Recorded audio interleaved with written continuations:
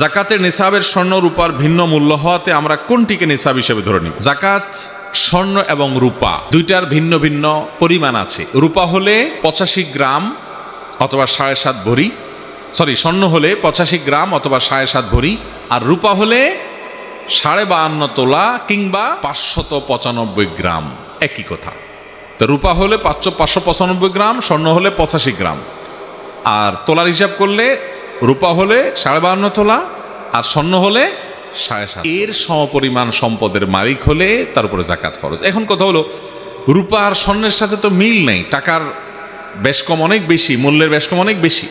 তো এক্ষেত্রে উত্তর হলো, যেই কোনো একটা, এখন রূপার দাম কম, পৃথিবীতে কোনো কালে কোনো সমাজে যদি রূপার দাম বেশিও হয়ে যায়, তখন স্বর্ণেরটা হবে সর্বনিম্ন নেশাব, কথার কথা আর কি। স্বর্ণ এবং রূপা এই দুইটার যে কোনো একটার নেশাবকে টাচ করবে, স্পর্শ করবে, জাকাত ফরজ হবে।